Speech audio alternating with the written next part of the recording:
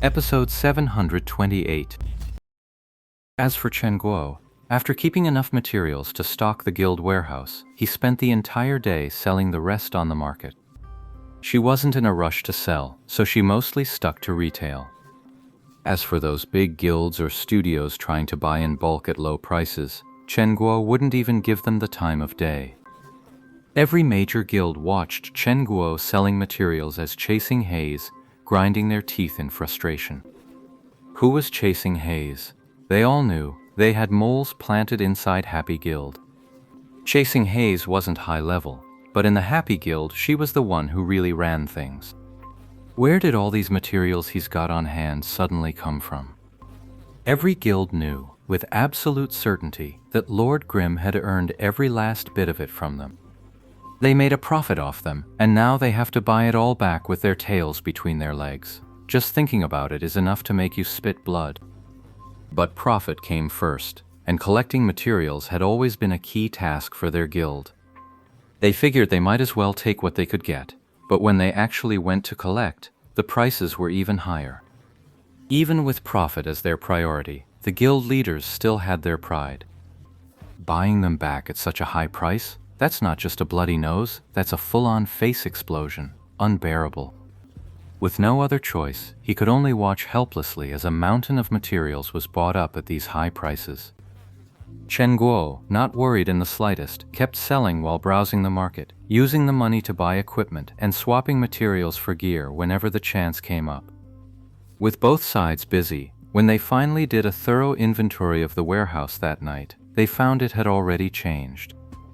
The supplies in the warehouse were no longer just what they had initially put in.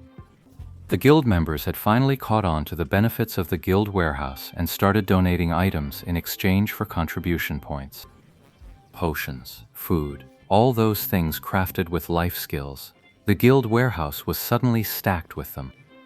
These items could be exchanged for contribution points, and then other players would use their own contribution points to take them away. Once items in the guild warehouse started circulating, they'd gradually fall into disrepair. In the later stages, most of it could run on its own without anyone needing to maintain it. The guild had to keep stocking high-tier items, stuff ordinary players could barely get their hands on. Only then would the guild warehouse actually motivate everyone to earn contribution points. And the process of earning contribution points was, in itself, a process of stocking the warehouse and keeping its contents in circulation.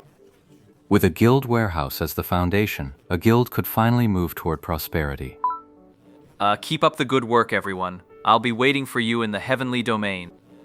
As Yishu wrapped up his tour of the 10th server, he offered a few words of encouragement to the guild members. The players laughed it off, not taking it too seriously. Only a guy like Steamed Bun Invasion replied with a heavy heart. Boss, you can go in peace. Leave the 10th server to me. Keep it up, everyone.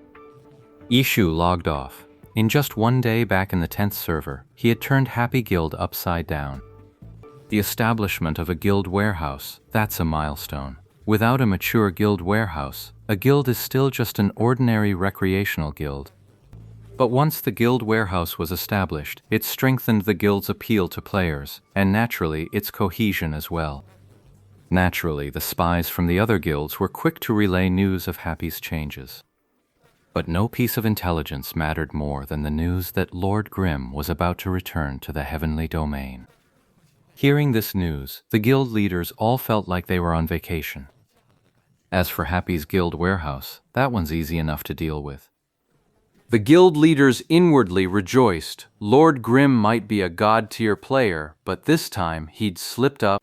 The next day, Ye Shu had Lord Grimm return to the heavenly domain. Chen Guo, however, knew that building a guild warehouse for Happy was a crucial step, one that needed some organizing and management in the early stages. Especially the materials Ye Shu had given her. She still hadn't sold them all off. She was strictly retail, no bulk wholesaling, so it would take a few days to sell off all those materials. The moment she logged in and opened the guild warehouse management panel, a system prompt immediately popped up. After a quick glance, she was completely taken aback and immediately called out to Yi Shu. That was fast. Someone already hit 6,000 contribution points. They're going for the flow badge. What do we do? Chen Guo asked Ye Shu. He tilted his head to look at her, then smiled. Expected. 6,000 contribution points overnight? That had to be a massive donation dump. Chen Guo said as much, then headed to the guild management office in the main city to check the guild warehouse. Sure enough, overnight, the warehouse had been restocked considerably. And sure enough, the donation records showed a long list of players who had reached that 6,000 contribution threshold. These, all moles. Anyone who could donate enough to hit 6,000 contribution points overnight definitely had backing from a major guild. They're trying to take our guild's treasure. Chen Guo had a sudden realization. No wonder Ye Shu had set the badge to manual claim.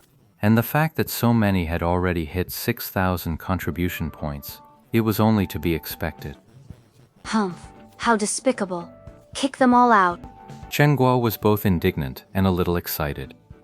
Their scheme exposed, they got kicked from the guild. All those donated gear, gone. Just a free contribution to Happy's growth. Just thinking about how those guys must feel after getting kicked out was enough to make Chen Guo's day. No, there are bound to be spies, but there might also be special circumstances. Kicking everyone out would probably be a mistake. Then what do? We can't just keep putting it off, can we? The system has a time limit. Chen Guo explained that the manual setting had a time limit. If no authorized player made a manual move within that time, the system would take over automatically. Who's the highest level in the guild right now?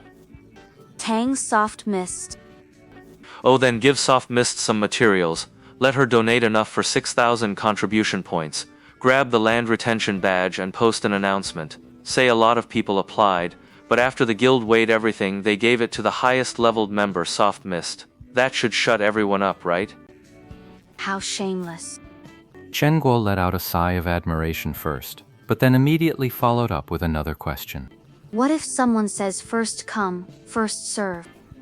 What's the point of a manual mode if it's first come, first served? If someone asks that nonsense, you just educate them with all due seriousness. So Chen Guo had nothing left to say. She called Tang Ru over and explained the plan. Tang Ru had no objections either, which made Chen Guo feel deeply that she'd picked the wrong mentor for this girl. She hadn't learned a single good habit. When she asked Tang Ru how many contribution points she still needed, the answer gave Chen Guo a shock. That's all that's left? Chen Guo was taken aback, and Tang Ru also seemed to realize something. No wonder you had me donate all the equipment we got from the dungeon yesterday. So you had this planned all along. Chen Guo only then turned to look at Ye Shu, a beat too late. That kind of thing is pretty easy to figure out.